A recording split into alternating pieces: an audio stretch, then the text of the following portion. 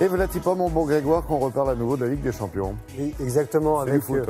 surtout un garçon qui s'est illustré hier soir du foot. Cristiano Ronaldo, il s'est offert un triplé pour la Juve, Italiens. qualifié pour les quarts de finale et qualification également de Manchester City sur un score qui pourrait ressembler à un score de baby-foot. 7-0 ça. Exactement. Ouais. On regarde tout ça. C'est parti avec des belles images et battu 2-0 à l'aller par l'Atlético Madrid. La Juve à domicile a retrouvé des couleurs et retourné la situation grâce à son quintuple ballon d'or Cristiano Ronaldo. Le Portugais qui s'est offert un triplé, son 8e triplé dans cette compétition et il a inscrit jusqu'à maintenant 124 buts en Ligue des Champions qu'il a remporté 5 fois.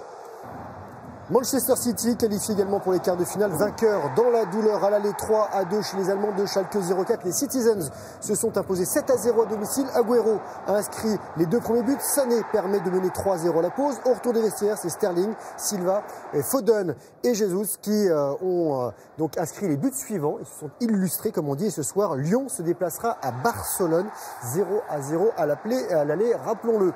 Et retour chez nous avec un match en retard de la 18e journée de Ligue 1.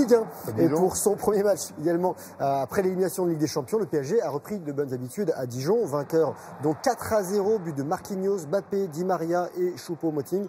Paris qui a désormais 17 points d'avance sur son dauphin lillois avec un match en retard et Lyon qui complète le podium.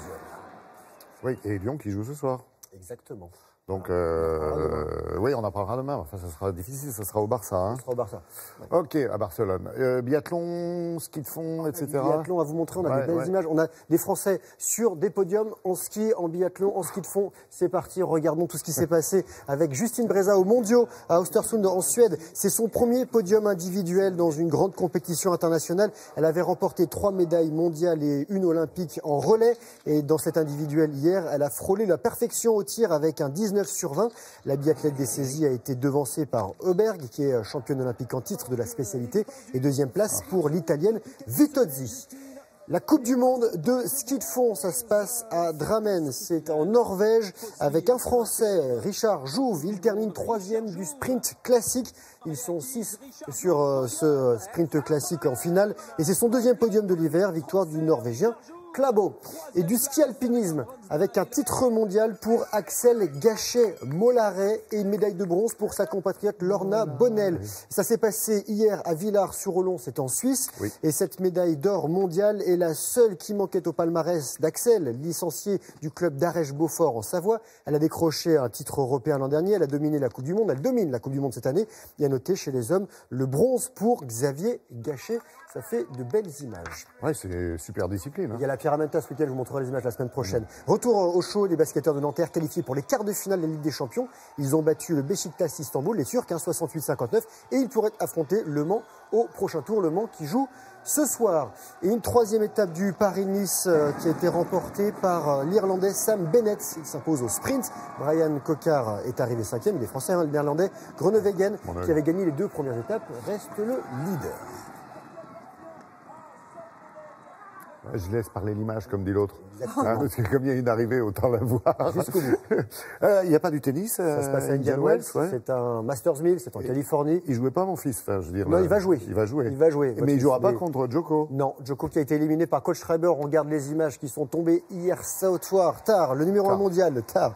Djokovic battu par Philippe Kohlschreiber, 39e mondial. C'est la 2e fois que l'Allemand bat le Serbe en 10 confrontations. Le score 6-4, 6-4. Et en 8e de finale, donc Coach Schreiber, on l'a dit, affrontera le Français Gaël Monfils. On en reparlera également demain. Rafael Nadal, lui, ça passe pour lui au 3e tour. Hein. Sans difficulté, numéro 2 du classement, a dominé l'Argentin Schwartzmann, 6-3, 6-1, en 75 minutes de jeu.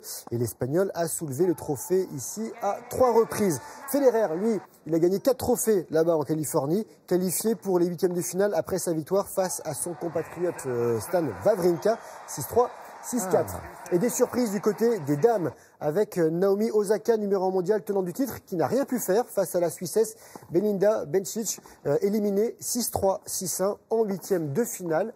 Et même chose pour Simona Halep, la Roumaine, qui est numéro 2 mondiale, qui a été dominée en 3 manches par la jeune Tchèque de 19 ans qui s'appelle Vondrousova, 61e du classement. Voilà. J'ai pas trop bégayé sur les noms de famille, je suis plutôt content.